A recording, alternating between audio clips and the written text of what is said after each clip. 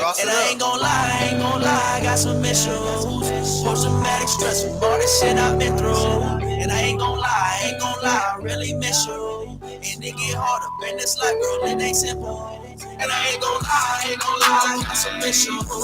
Post-traumatic stress from all the shit I've been through. And I ain't gon' lie, I really miss you. And it get harder in this life, girl, it ain't simple. Hit up Sally, I'm like, fire, what we doing today? Fuck these other niggas, bro, they wanna ride the way. Rockstar lifestyle every night. Hey, and my feelings about some shit, so I get high today. Girl, if I give you my heart, will you try for right? Can you stay with me? I'm done. Love your vibe, you make me nervous, wanna run away. You be on my mind, I hit you up today. And I ain't gon' lie, I got some issues. Post-traumatic stress from all this shit I've been through. And I ain't gon' lie, I really miss you. And it get harder in this life, girl, it ain't simple. And I ain't gon' lie, I got some issues. Post-traumatic stress from all this shit I've been through. And I ain't gon' lie, I really miss you. And it get harder in this life, girl, it ain't simple.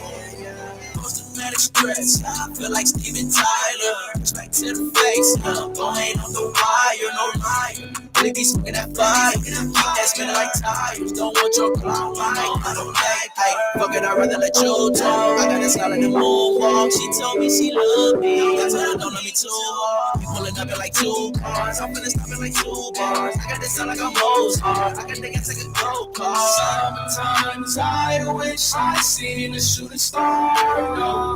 Wouldn't wish for fancy cars, better days. Wish I could be a bird so I could fly away. And I ain't gon' lie, I got some issues.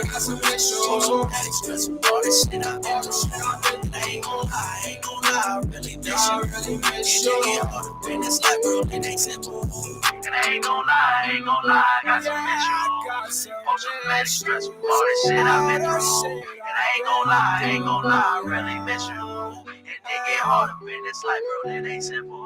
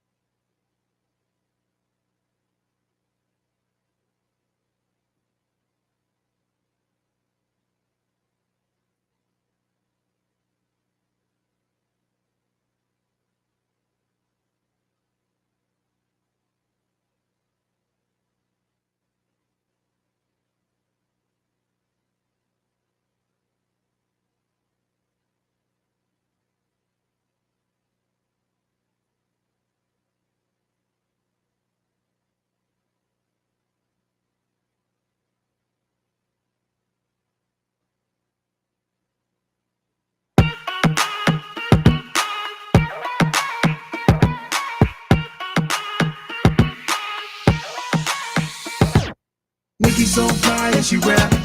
She called the step pros and they left. They hit the dance floor just a step. They did the dance till there wasn't nothing left. Nikki so fly and she rap. She called the step pros and they left. They hit the dance floor just a step. Did the dance till there wasn't nothing left? Nikki step. 2 steps to the left. Shake, shake, shake, shake, shake that thing. 2 steps to the right. Shake, shake, shake, shake, shake that thing. 1 hop to the back. Shake, shake, shake, shake, shake that thing. Sexy walk to the front. Shot it so bad, don't break that thing. Go dance to the beat.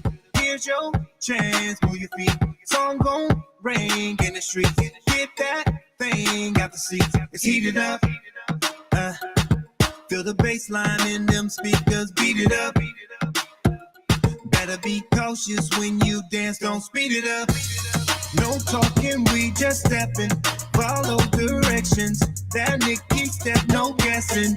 Make the connection. You've been looking for something new. Pull up with your crew.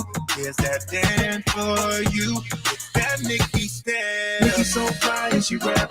And she caught the step toes and they left. They hit the dance floor just a step. They did the dance till there wasn't nothing left. Nikki so fly and she rap. She called us step toes and they left. They hit the dance floor just a step. Did the dance till there wasn't nothing left. Nikki step. 2 steps to the left. Shake, shake, shake, shake, shake that thing.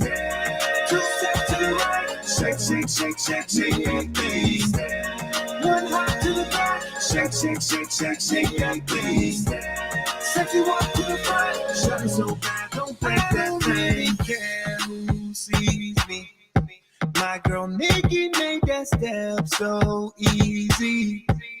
And you gon' learn that step so briefly.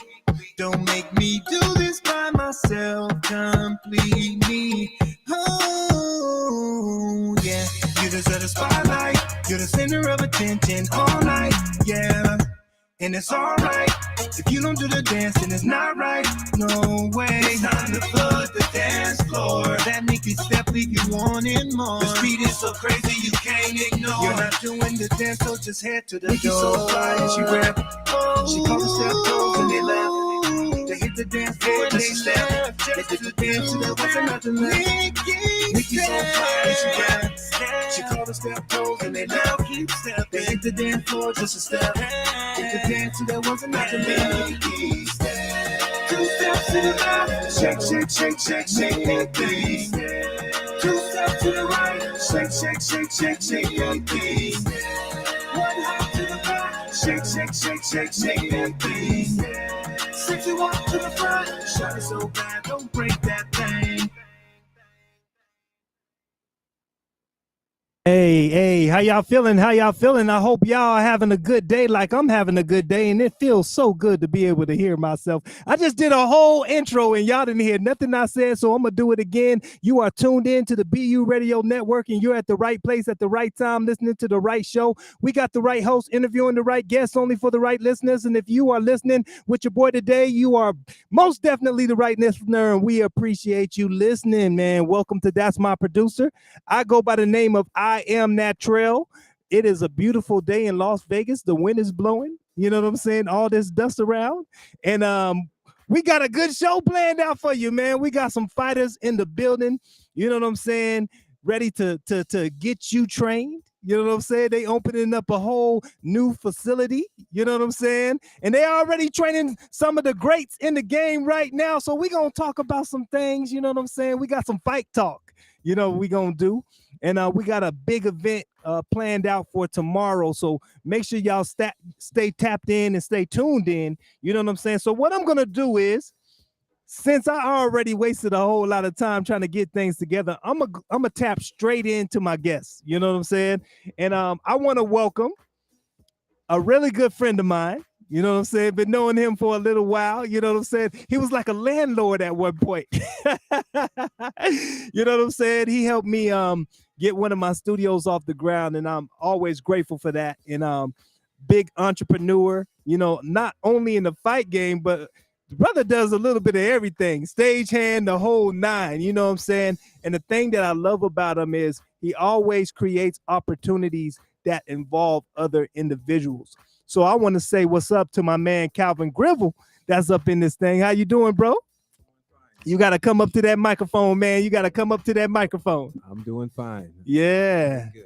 And then we got another legend in the building. You know what I'm saying? Just the last name alone. You know what I'm saying? Like, I mean, man, a whole fight family. Almost everybody in the family fights or do something dealing with fights. You know what I'm saying? He didn't won some major fights in the whole nine. Now he trains some of the greats. You know what I'm saying? Even trained his nephew for a little bit. We're going to talk a little bit about that. But I want to welcome Jeff Mayweather to the whole station up in this thing. How you feeling, bro? I'm good.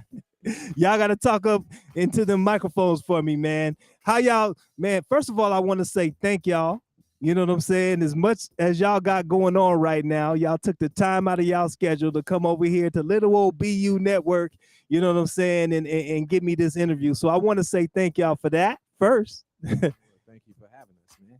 Yeah. Let's start with you, Calvin. You know what I'm saying? Because we, like I said, we got some history. You know what I'm saying? So I want people to tell, I want you to tell people exactly who you are, how you got started in the fight game, and some of the other, you know, things that you do. Okay. Let me see. I started boxing when I was 10. I started karate when I was 12 years old. I got my black belt when I was 16. Became a kickboxing champion, 19 years old. Wow. And I've been coaching and training ever since then. And I'm 24 years old now. So that's about 6 years of experience that I got. Wow. What made you just wake up one day and say, hey, you know what? I want to fight. Well, I figured if I got you to believe I'm 24 years old, I can say just about anything. Yeah. Well, I know the truth, but the audience, you know. It started with my first match when I fought Bruce Lee. He challenged me. And then later that afternoon, I had to knock Muhammad Ali out. Oh, wow. You have quite a history here. Okay. That's fantasy land. That's fantasy. Yeah. Land.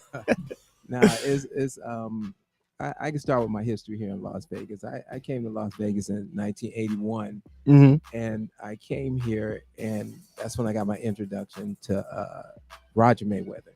Oh, wow. And that is Jeff's older brother. So I spent 4 years with Roger as a student.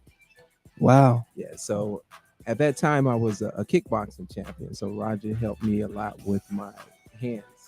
Wow. So I would go to Canada to fight, and I'd fight, somewhere everywhere. And then I'd always come back to Las Vegas. And Roger became my trainer. Wow. And so we became friends and stayed friends for decades. Wow. So how did you connect with Jeff? I've been knowing Jeff longer than Jeff has been knowing me. Jeff was the little brother. I hung out with his big brother. But I've been knowing Jeff for decades now. Wow. For quite a while, And I will say this.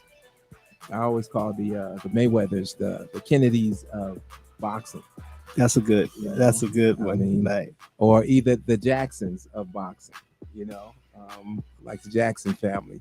They are the Jacksons of boxing. And you can't help but to notice things that they do. Because if you go to each one of them, the older brother, Floyd Sr., has always been active. And I got a chance to work out with him back in the 80s. And to this day, I would tell you he's one of the fastest humans I've ever seen. The guy was amazing. Wow. Roger was amazing. Jeff was amazing. And we got to remember, Jeff was a lightweight champion.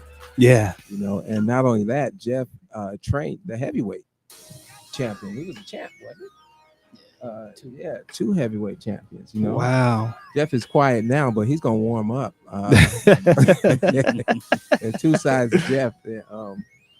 Both of them are great, but I am.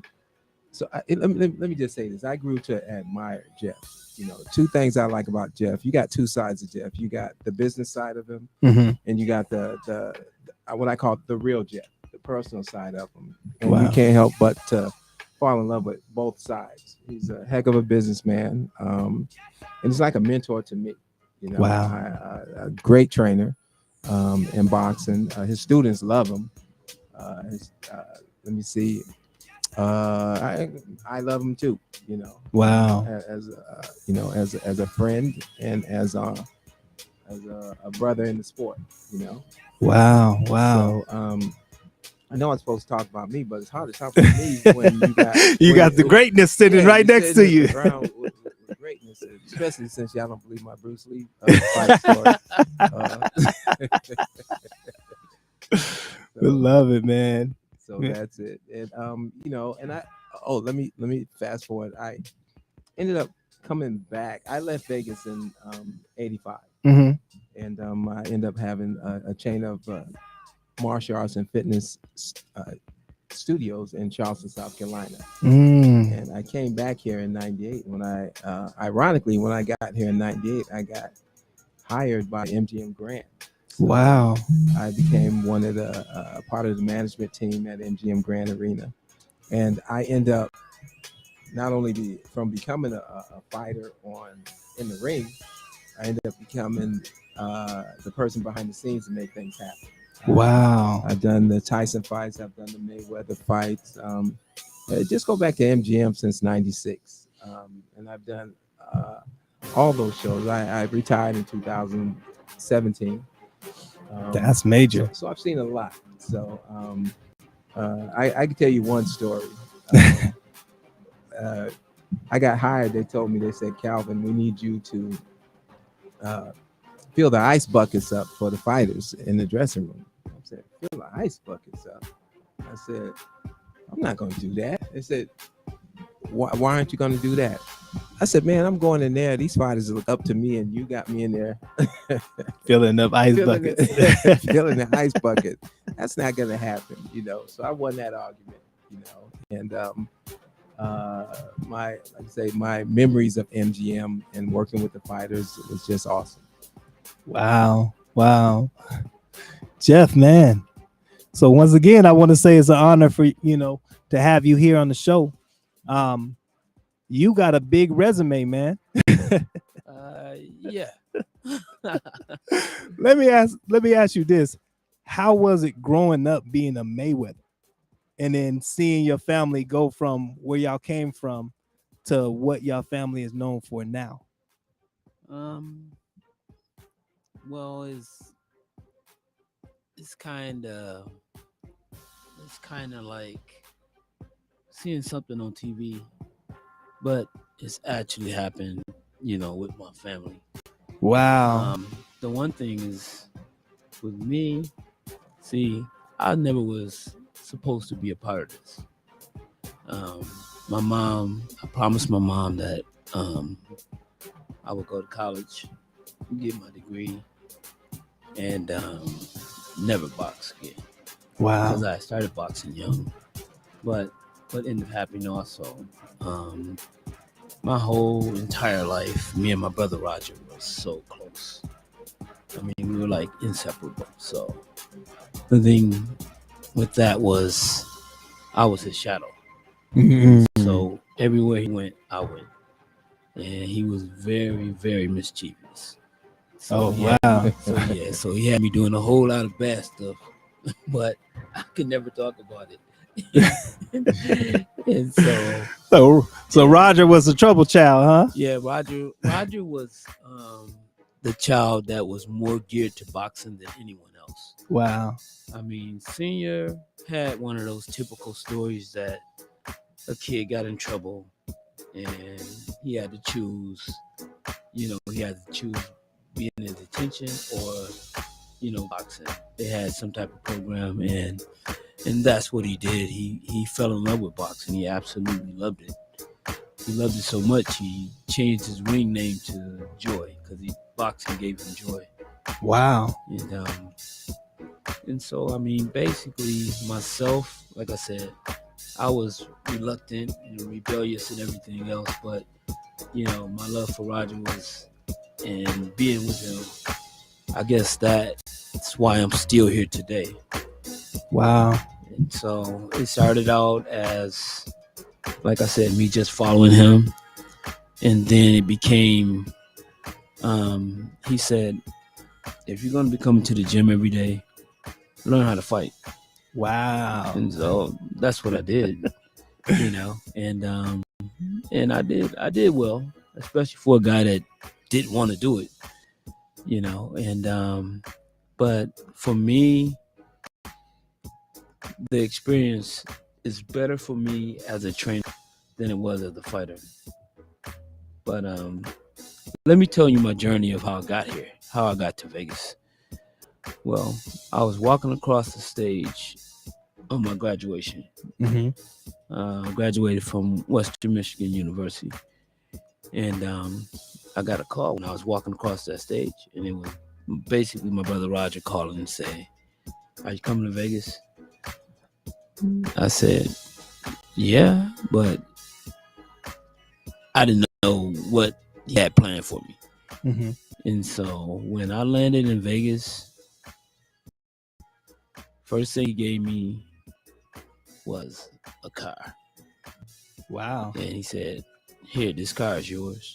He said, "You can use it to go wherever you want to." He said, "But I'm not going to teach you nothing about Vegas. You just drive." And so that was the first thing he did. And then he gave me a manager. And I didn't know the guy or anything, but ended up being a great guy. And then the last thing was he gave me a place to live. Wow. He said, "This this is where you're gonna be staying."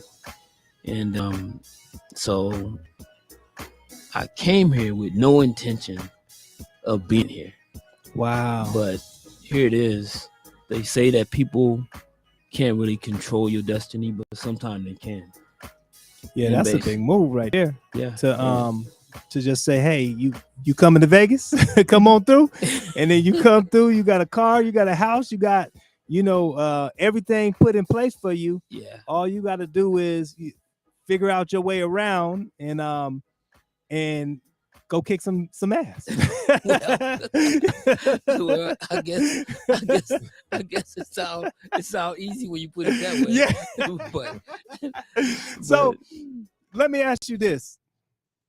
Was there any pressure, like, when knowing the type of energy that your brothers brought, you know what I'm saying, and the reputations that both of your brothers had,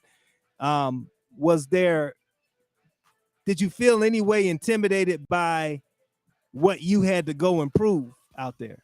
Well, not really, because one thing about me was that knowing that both of my brothers, were boxers, I didn't want to embarrass them and embarrass myself, because a lot of times you have, people that just follow suit of, what an athlete does in their family. And I didn't want to be that. I mean, to be honest, I thought I was going to be in the NBA, but I guess that wasn't going to happen. So I chose. So eventually I ended up choosing boxing. Yeah. Didn't like boxing so much as a sport, but did it just because of Roger. And like I said, it did bring me all the way to Vegas, and here I'm still here all these years later because of my love of the sport as a coach. What would you say you get more so out of coaching?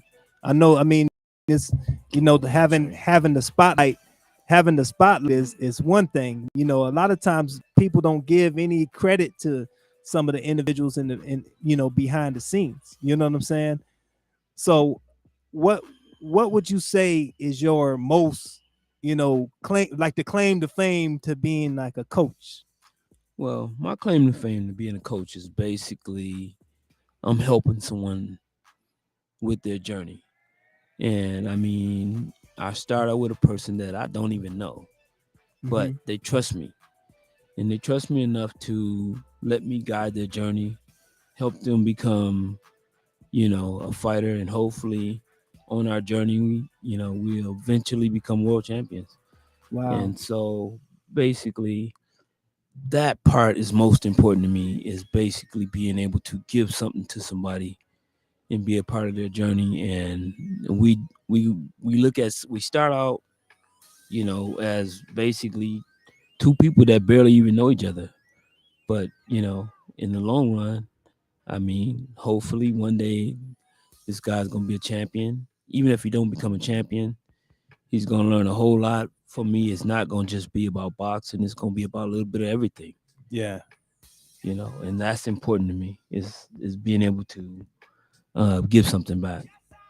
I know in sports, period, having that coach is your rock. If you I played basketball, you know, throughout, you know, high school and a little bit through college. And my coach was God. Anything coach said, like that was it. You know what I'm saying? Like Right. we didn't want to make coach mad. We didn't, because you know, if you made coach mad, you was sitting on the bench. You know what I'm saying? Or you had to run them suicide. Right. It becomes like a father-son relationship, Yeah. you know. And in boxing, we need that because there are some coaches. You know, me and Jeff, you know, we'll both tell you, everyone that claims to be a coach isn't really a coach. Yeah. You know, there are a lot of coaches out there who have actually been in the ring. They know what it's like to be in the ring.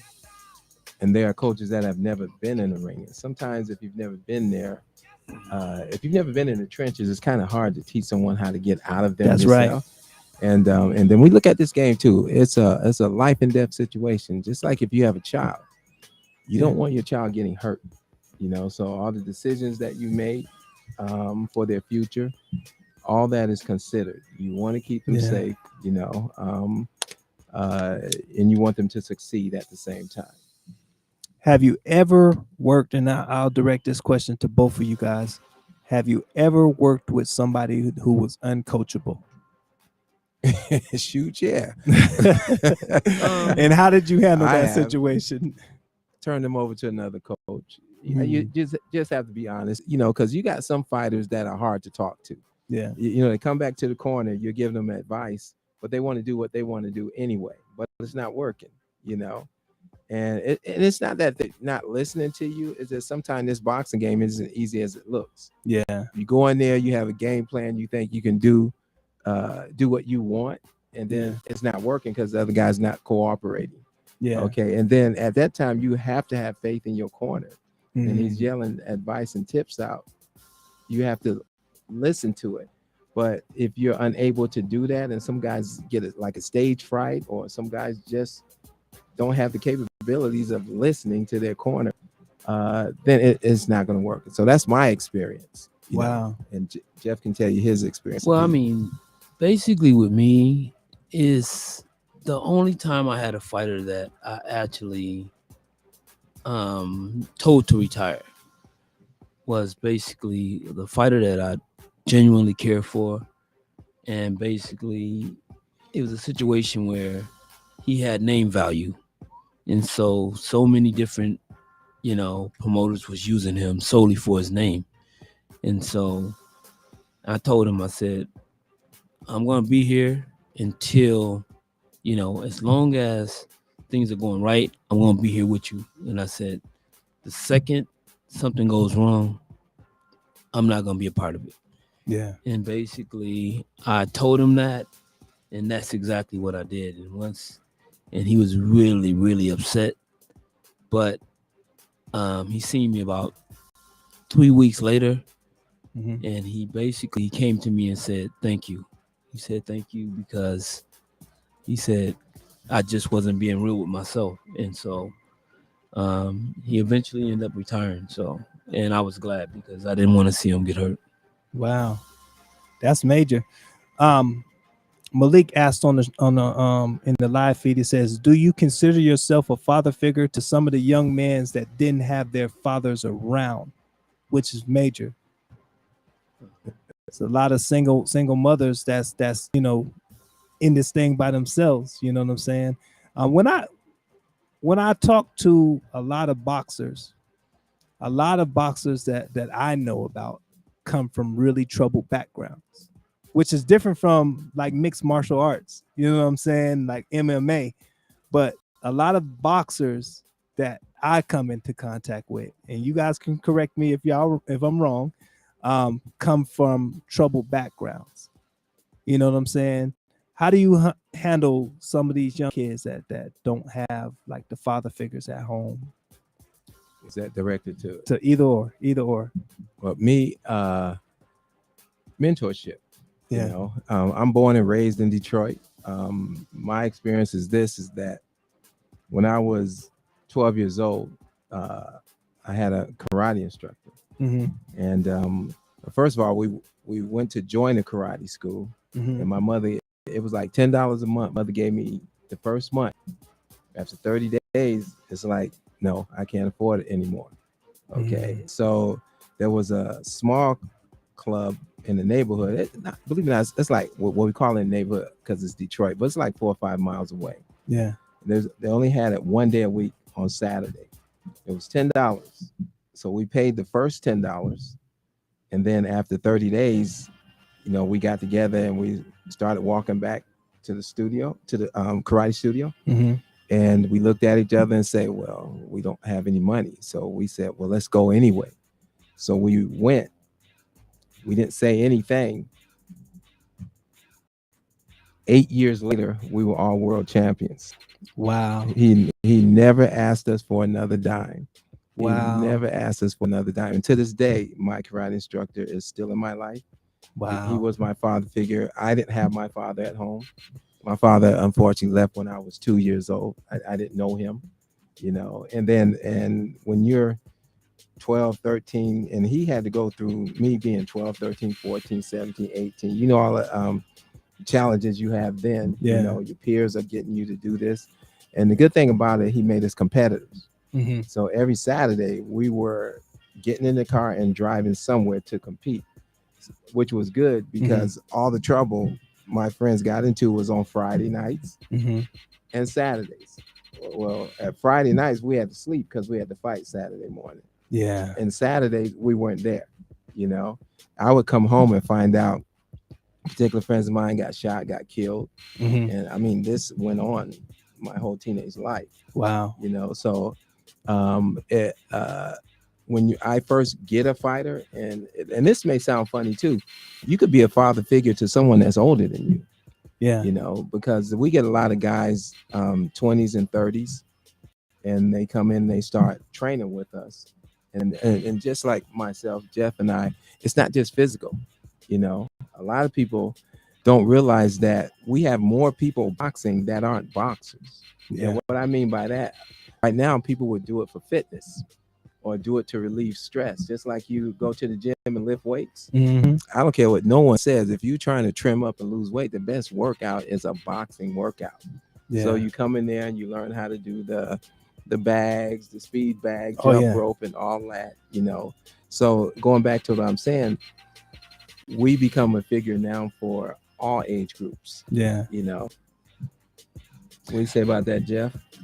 Yeah. I mean, myself, at one point, while I was coaching, I kind of like had an open door policy for like my fighters, you know, because sometimes you have fighters that's having trouble at home. You have fighters that have trouble with relationships, whatever. And basically, if you was going through anything, you could sleep in my extra room, and until you got things right. And so that's, you know, like I said, I mean, myself as being put in that position, I guess I kind of made myself, you know, kind of not necessarily a father figure, but just, you know, a person that wants to help someone that's going through something. Yeah. Yeah. And as you know, since you know I'm only 24, Jeff is my father figure. Thank you, And Dad. you just heard him say he got an extra room, so I'm gonna stop paying rent and I'm going. Oh my God. I'm going to move in with him and stay in that extra room. I know. Hey, I might need to have one of y'all as a father figure so I could move in too. So, what are some of the things that you guys look in when you have your specific fighters that you agree to train, you know, all like on a professional level? I know you guys train, you know, people that come to the gym, but when you choose that fighter that you're gonna, you know what I'm saying, spend time with and know that you know What are some of the things that you look for? Number one is their discipline. Mm-hmm. Their discipline. Because we sit down with them and they'll tell us what their goals are. Mm-hmm. And some guys, and I'm gonna be honest, some guys will come and they're so determined you can't get them out of the gym. Some guys, they want to be world champions, but they come to the gym once a week. Yeah. And they develop this pattern. Mm-hmm. And so in no time you can kind of like get the feel of what they want to do. Mm-hmm. Now, when that happens on the amateur level, that's one thing. But when it happens on a professional level, this is a life and death game here. Yeah. People actually get killed in the ring. Yeah. You know, so if you're working with someone and they don't have the discipline to take, the discipline of what it takes to become a professional fighter. And I'm not talking about a champion. I'm talking about pro one fight, 2 fights. Then we have to make a decision, and then you got to be honest with them. You're not ready. You know, take a little time. Sometimes that they don't want to hear it. But the number one thing that takes precedence over anything is like Jeff was saying. I'm not going to be part of you getting killed. Wow. You know, or getting hurt. You know? Wow. It's crazy because I know training, you benefit from that financially. You know what I'm saying? It's a job.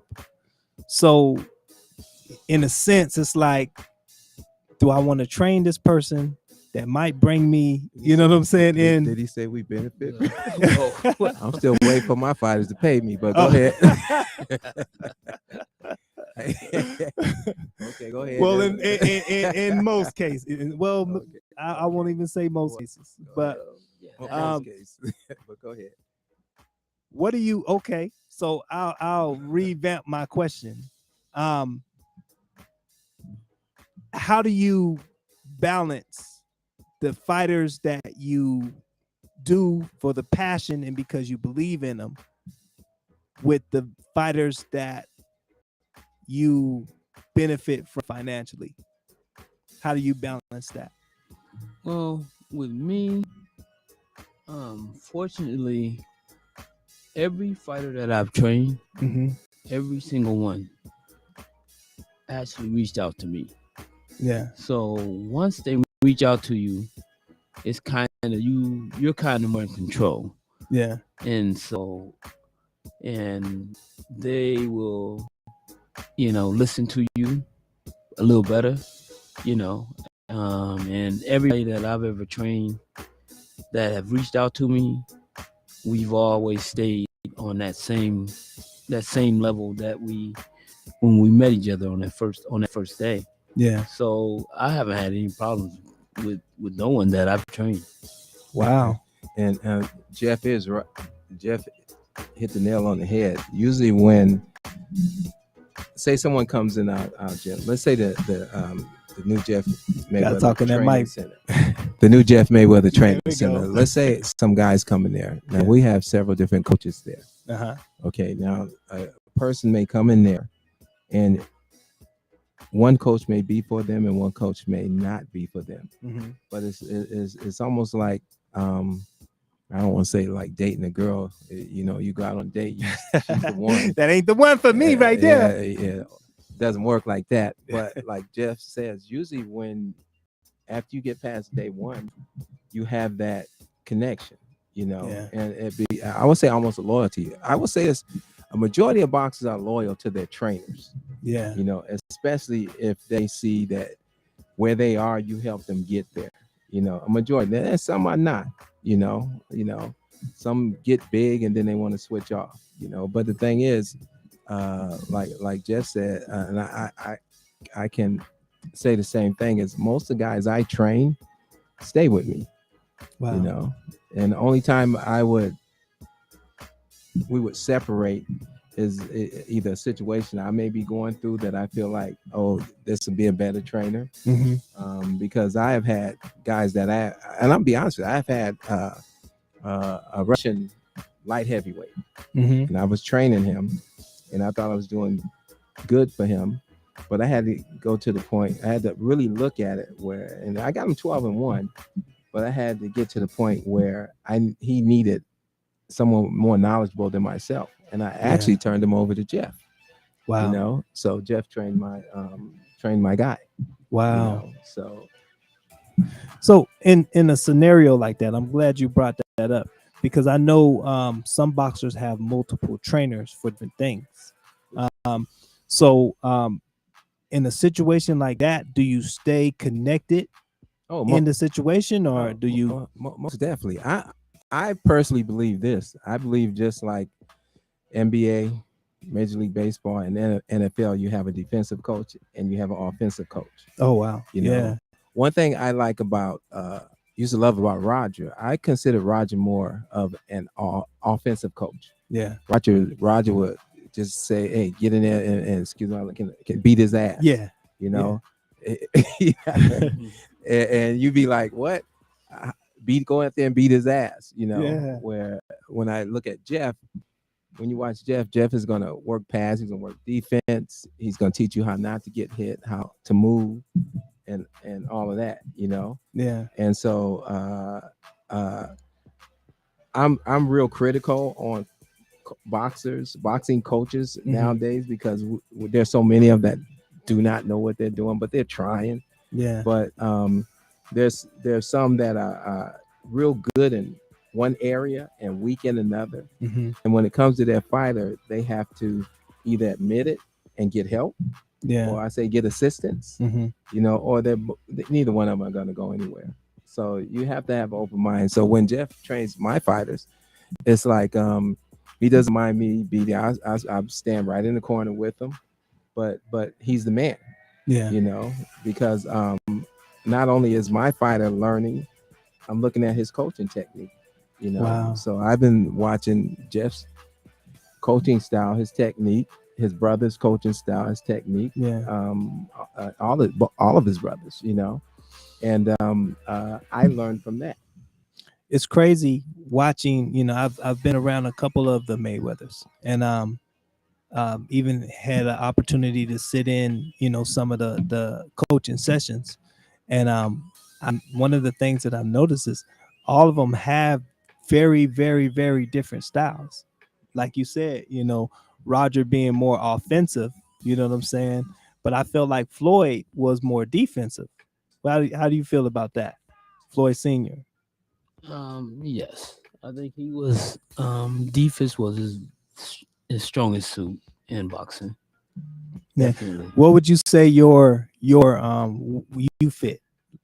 I'm kind of balanced. Okay, there in the middle, huh? Yeah, definitely. I'm right in the middle. And I'll co-sign that. He is. Wow. You know. Wow. So when you do you guys, you know, sit around and just throw techniques at each other as Mayweathers? Because I mean, with all them boxers, you would think Sunday dinner would be like, hey, that fight was such and such. You should have, you know what I'm saying? Do y'all? No, not really. I mean, probably a little when we were younger, growing up. Of course, I remember when one day I was sitting down watching, and this is the Olympics. I was watching the Olympics with Roger, and even when we were kids, he already said to himself that I'm better than these dudes. Wow. And not to say that he was or he wasn't, but some of the guys that he was talking about, he achieved a whole lot more and a whole lot faster than those guys that he was talking about. And me, myself, I mean, we were so young. I guess I wasn't ready to say anything like that, because I thought that if you made the Olympic team, you extra special. Oh yeah. You know, I'm not going to talk about nobody that made the Olympic team, but he did. And the person that he happened to be talking about, Roger became 3-time world champion, and Wow. that person never became world champion at all. I can feed on that story too. When I was here, Roger had a trainer named Jesse Reed, and his manager was Billy Baxter.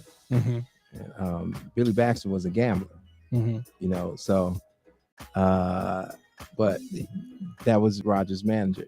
Now Roger was getting ready to fight Sammy Serrano, and I think that was his 13th, 14th fight. Yeah. And back then, people like Sugar Ray Leonard and all those guys, Tommy Hearns, those guys, they weren't fighting championship bouts until he had almost 30 fights. Wow. And I remember talking to Roger. I was saying, I said, and Sammy Serrano hadn't been beaten so long, you know. And I said, Roger was what, 21 at the time. Wow. He only, like I said, he only had 13 fights, and it's like I can vividly remember the conversation. Said, Roger, don't you think they're moving you too fast? You think maybe your manager is betting against you or something? They putting you in there. I said, why are you gonna fight for the title so soon? You know. And Roger's response is, I'm gonna beat his ass. Wow. You know, I'm gonna get in there, I'm gonna beat his ass. And what did he do? Went in there and just boxed circles around this guy. You know, I mean, this guy had, how many fights did Sammy Serrano have? 30 something fights. He had a lot of fights. Yeah. And Wow. actually, Roger and Floyd's career was almost identical. Wow. Because that exact same thing happened with Floyd. Floyd fought for the world title in his 13th fight. Roger fought for the world title in his 13th fight. And both of them fought for the junior lightweight championship. Yeah. Wow. And you coached Floyd Jr. for a while, huh? Maybe. No, everybody thought I coached Floyd. I never coached Floyd. Oh, okay. I managed Floyd. Oh, okay. Okay. What's the difference between a manager and a coach? A manager take care of business. Okay. A coach teach the fighter what they need to do inside the ring. No doubt. Just for some people who may not know, you know what I'm saying? Mm-hmm. I got a question in the live feed. Says, what was the conversations like when Floyd Sr. and Sugar Ray Leonard? Well, that's funny because that's one of those fights that my brother, because it's one of those situations when you're an Olympian, you can pick who you want to, and Floyd was chosen to get beat by Ray Leonard, but Floyd had fought a fight like probably maybe a month or two before that, and he had a fractured hand, and so of course they chose him. You know, because he had a name and he was a good fighter, and but they also knew that he was injured, and it was going to take a long time for him to get well. And so his manager asked him, you know, because they was going to give him cortisone shots in his hand. He said no, because they told him if you get cortisone shot, that, you know, you may break your hand even worse and not even know it. And so he decided not to, and he fought Ray Leonard pretty much with one hand. Wow. You know, not to say if he would have won or he wouldn't, but that's the road that he took. And basically, when you have an Olympic gold medalist call you out, you got to answer that call no matter what. Wow. Yeah, that's major. You know what's so funny? I was with Floyd Sr. About a month or so ago.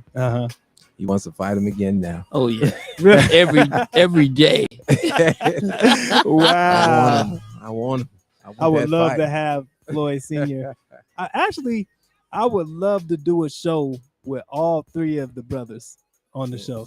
You know, that would be a awesome show to see the three of them together talking, you know, about. It's only two. Roger passed. Oh, I didn't know that. Sorry to hear that. Yeah. Well, yeah. Got to get the three of y'all brothers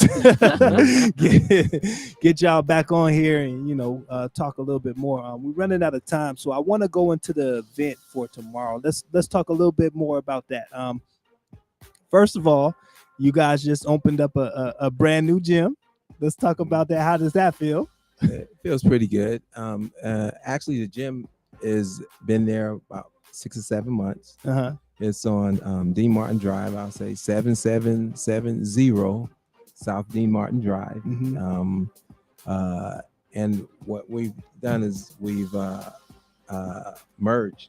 Okay. The International Sports Center has merged with Jeff Mayweather Training Center. Wow. Okay, and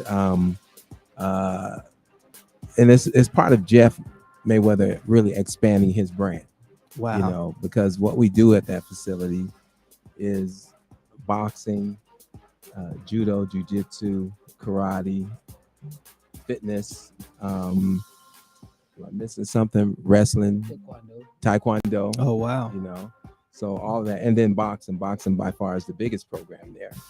You know, and I can let everyone know. I can let everyone know that the Jeff Mayweather Training Center, the boxing part of it, is going to be one of the toughest gyms in the city. Wow. I can tell you that now. I had the opportunity to slide in there yesterday, you know, even for a short period. Right. But going in there, it's like, wow, like y'all, the way thing is set up. And there was a couple of pro fighters up in there when I went. Who was That's cool. Yeah, we had the heavyweight. Yeah. He fought Anthony Joshua probably about 16, 18 months ago. Maybe a little longer, but real recent. So yeah, we draw. We have top pros in there. We have top amateurs. You know, some of our amateurs are ranked. Was there ever a situation where you got starstruck? Like one of the big name boxers came in and you know what I'm saying? And you was like, oh my God, that's such and such. Well, it's funny. I go through something with Jeff that I used to go with Roger. I would be hanging with Roger and we'd be walking, and then someone would recognize him and they just trip out, you know. And I just look at them, you know. And then same thing with Jeff. We had a guy that joined us, and he was working out, and Jeff didn't know it, but Jeff had came in and sat down, and the guy come to me. He said, "Oh, is that Jeff Mayweather?" I said, "Yeah." I said, "Can I get a picture with him?" I went over to Jeff. I said, "Jeff, you got another one of your fans here." I said, "The guy wants to take pictures with you." To me, he's one of the most popular guys in the gym. You know, when it comes to our world. You know, if you're in our boxing world, you know that the Mayweathers are top notch. You know, do we have other stars in it? Yeah, we have. You know, we just had Fernando Vargas was there a couple of weeks ago. Hasim Rockman will be there tomorrow. Okay, at the event. He knocked out Lennox Lewis. Matter of fact, he has a 15-year-old son that's gonna fight. We do something every month. It's called First Fridays. And First Friday sparring and training, where we invite all the gyms, not only from the city, but we invite all the gyms nationwide. Wow. And so since we got Cinco de Mayo here, Canelo is fighting Saturday. We expect a pretty good turnout, but we may get guys from all over the United States or other countries to drop in just to spar. Oh, that's good. Okay, yeah, and his, like I said, Hasim Rockman, his son, is gonna be there to spar one of our guys. You know. Wow. And I hate to say it, but I don't care who you are. If you're gonna spar one of our guys, it's not gonna be easy. Yeah. But, you know, we have good trainers, and our fighters do fight hard. We be on it. You know? Wow. Very competitive gym. And one thing about Jeff's training center, all the coaches are competitive. It's like Tom Brady and Belichick. You know, when they play another team, the coaches, not only are the stars battling one another, so are the coaches. You know, and sometimes my fighters spar Jeff's fighters. And so my goal is to outcoach Jeff. Yeah. And go. He's the master coach. You know, so that's my goal. You know. Yeah. And when they spar, when it's over with, boom, I come back. I got things to work on, you know, and it's like that. So in the long run, we're producing good fighters. Yeah, that's You know, good. That's good. Don't fall asleep on none of the coaches there. You know, Jeff is the head coach there, he's going to only surround himself with the best, like he's always been. That's right. That's right. Jeff, has there ever been anybody that you've come in contact with that you kind of, you know, maybe got a little starstruck with? Me. So I just signed his book. Everybody And, go ahead. Well, I would tell you, only once in my life I ever been starstruck by a boxer, and that was Muhammad Ali. When I seen Muhammad Ali, this was, of course, it was still after the effects of boxing, but he still would do that magic trick where he would have a card and make it disappear, you know. But and at that time, Layla actually had a gym here in Vegas. And so the father came and I was like, oh my God. But, you know, I know her and I know her very well. So it wasn't that big a deal. But at the same time, for me to see him, you know, it was just, I was starstruck to the point where I wanted to take a picture, but I didn't want to disrespect the fact that he wasn't the same man that he was, you know, a long time ago. Wow. I know sometimes in radio or what we do podcasting, we get some people in here and, you know, I just want to run. Hey, can I get a couple pictures? But you know, you gotta keep your cool. You gotta remain, you know, professional at all times. But I know I've been starstruck to probably a couple of times. You know what I'm saying? So, again, tomorrow, if you guys are in the city of Las Vegas and you want to get into something, tomorrow at 3:00 p.m., right? It's our grand opening. Which we're cutting the ribbons. That's 3:00 p.m. We have our guests are going to be Jeff Mayweather. He has a nephew, Justin Mayweather. We got Floyd Mayweather Sr. is going to be there. Wow. Hakeem Rockman is going to be there. And then we got some surprises that are going to show up, you know. By the way, BU Network will be in the building. All right. We will be conducting some interviews. Yours truly will be DJing, you know what I'm saying, on the ones and twos. And I hear, and you're gonna be singing too, you know. You coming there, you know. I hear, you know, the mic is gonna, you know what I'm saying, slide my way. So all right. Definitely. So if you guys are in Vegas and you want something to do, you know what I'm saying, right. Or you know what, if you're in Vegas, come out. There's going to be a lot of good things happening there, good networking opportunity. And if you're trying to be anywhere near this fighting industry, you might want to be in the building tomorrow.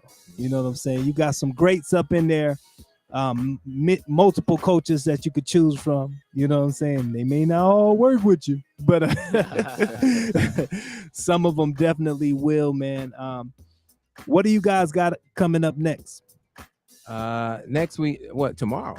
Tomorrow we have our grand opening. Right after our grand opening is, like I said, open sparring, and it's free spectators. Okay. Any of you boxers that want to come try your test your skills, come there. Good thing about us too is that we really protect the fighters that come in as guests. We try not to overmatch them. In other words, if you've had 6 fights, we're not gonna put you in there with a guy that's had 60. Wow. We're not gonna get you hurt like that.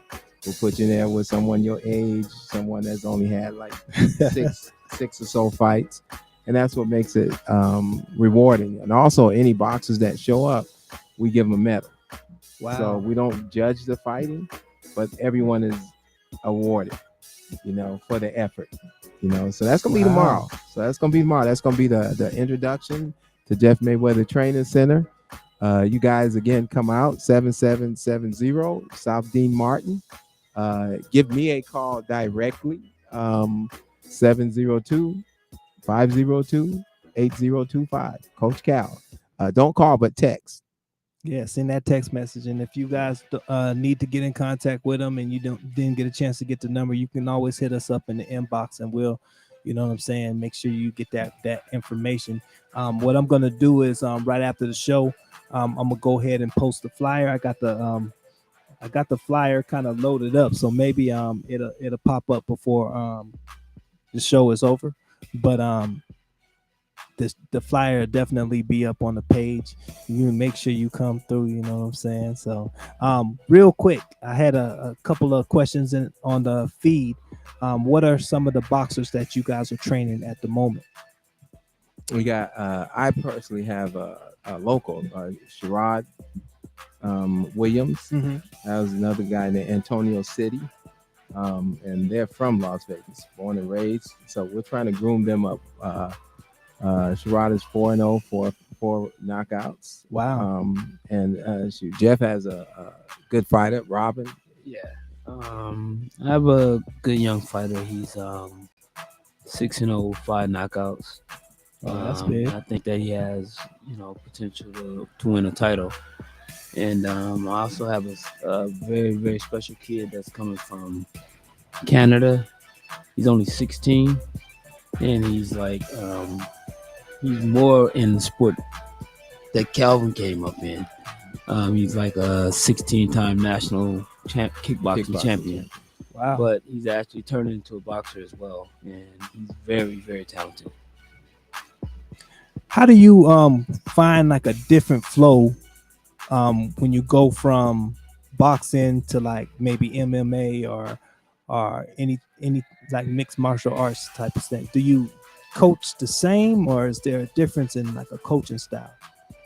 Well, with me, most of the time I ask those guys, because I know that a lot of them, are on their front foot most of the time. So I asked them, how do you want me to train you? And they all say the same thing. Just do what you do. And so that's what I do. No doubt. I'm gonna have Malik want to ask a question real quick. Come over here and show your face in the camera. My question is, with the Gervonta Davis Rolly fight coming up soon, what's that, the 28th, right? You gotta come May? closer to the mic. Let me have your opinions on both of their styles, how they clash, and who comes out victorious. You want to go? Well, I think that, boxing is one of the sports that, just like any other sport, that, it's a theater of unexpected. So, I mean, I think both guys have a chance, a legitimate chance. But if I'm spending money, I'm going with Gervonta Davis. Wow. Gervonta Davis is more educated in boxing. He's had over 100 fights, 100 amateur fights. He is a guy who basically, he hasn't had that many amateur fights, and his technique is, kind of wild. But the thing is that he does have power. Wow. And that's what makes the fight interesting, is that he does have power. But the one thing is that I just don't know if just having power is enough to be the guy that's educated. Wow. Already. So go ahead. I agree with that, because we've seen that in the Tyson Fury and Wilder fight. As we can see, Wilder had an opportunity to be trained and hone in on his boxing skills. And he actually, on the first 2 rounds of the third fight, actually came out boxing Fury. And if you look at Fury's countenance, he was confused as to, okay, who is this new motherfucker in the ring with me? Right. And then, unfortunately, Wilder allowed Fury to get in his head, and he went right back to his old way. And, there's something we call the psychology of boxing. A lot of people look at it as fisticuffs. Nah, it's the mind. It's like playing chess. Some boxers get in the ring and they're actually playing checkers, but they get in there with a master chess player, And going back to the original statement, Rolly background is karate. Yeah. So he used to be a karate, and sometimes you can get habits from karate that don't kind of go over to boxing. But I got this thing: respect the art. And what I mean by that is, Tank has been well trained.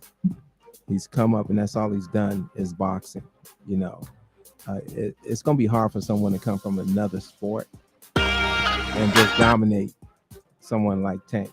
You know, I agree with that because Tank has always proven in the ring that he can brawl with you and he can box with you. He's got speed and he's got the power that's necessary. And on top of all of that, he has the boxing IQ that I really don't think Brody possesses at this moment in time in his life, in his career. It goes to respect. Respect the word prodigy.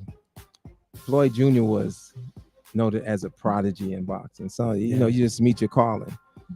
Tank is like a prodigy too. This guy is doing things unbelievable. I mean, he's 21 years old and look at his record at that time, you know. So you got to give props, you got to give respect, you Absolutely. know?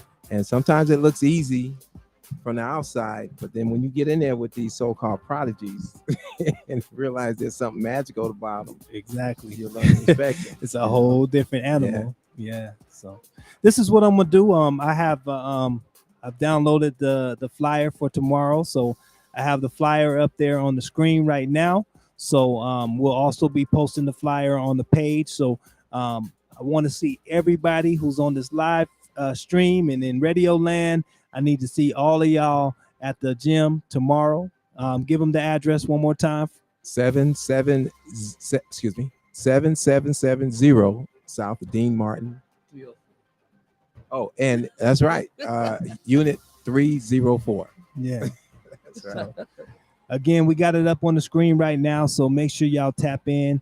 You can go ahead and write down the information, and then also it'll be on the BU Network page. So we'll be in the building. We'll be doing some live interviews. Malik Truth will be in the building with us. I think Mika Mo might slide through, and a couple other BU people be in the building. I'll be performing. And I may have another performer in there with me. We're still trying to work that thing out since it was upon request. You know what I'm saying? So working some things out. I want to say once again, I thank you and I appreciate the both of you for taking the time out to come. I know we went a little bit over. You know, it's hard doing the one-man show thing. Thanks God for Malik Truth. You know what I'm saying? To come in the building and help your boy out, man. Shout out to we got a couple people in the studio. I want to send a shout out to them as well. And man, go ahead. Pastor DeAndre McGee and his lovely wife, Cabria McGee. Yeah, so we got the McGees in the house. So appreciate them, man. Make sure y'all tap in with us every single Thursday, 6 p.m. Pacific Standard Time, right here on the BU Network. We're going to go ahead and tap out right quick. But let me say this. There has been some conversation prior to the show that we might have a fight talk show coming to the network. What y'all thinking? I put them all on the spot. There was some conversation. Ain't nothing in stone. But you know what I'm saying? We can make it happen. Absolutely. See, y'all heard it right here first on the That's My Producer show. You know what I'm saying? So look forward to you guys coming back. Look forward to connecting with y'all tomorrow. Once again, I'm gonna tap that flyer one more time, and we getting ready to get up out this thing. You know what I'm saying? We got a sex talk show coming up at 8 o'clock. You know what I'm saying? So make sure y'all stay tapped in for, you know, some of y'all that might need to learn a couple of little, you know, things.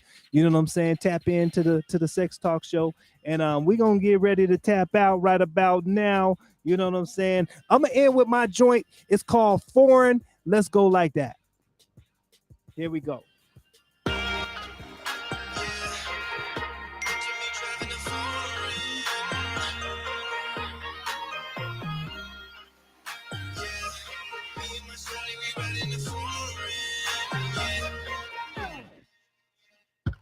I was never complacent, put my foot on the pavement.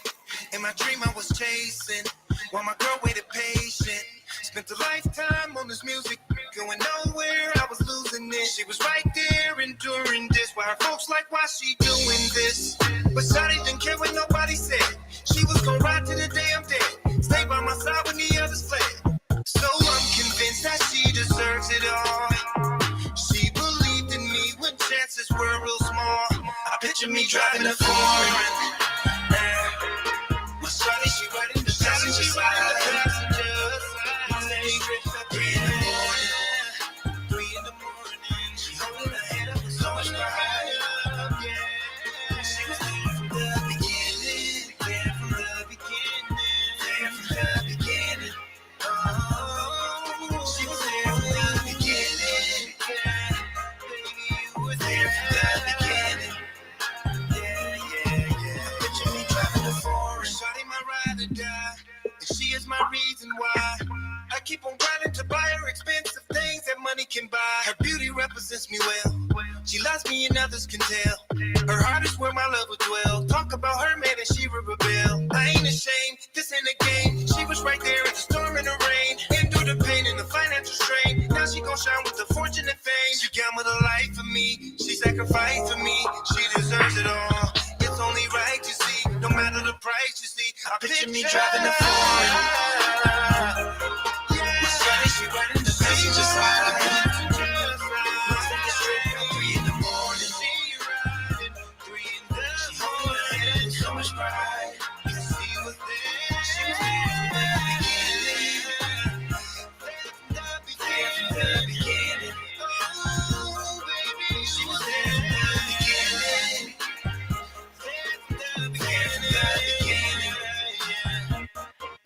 I picture me driving the foreign. Now my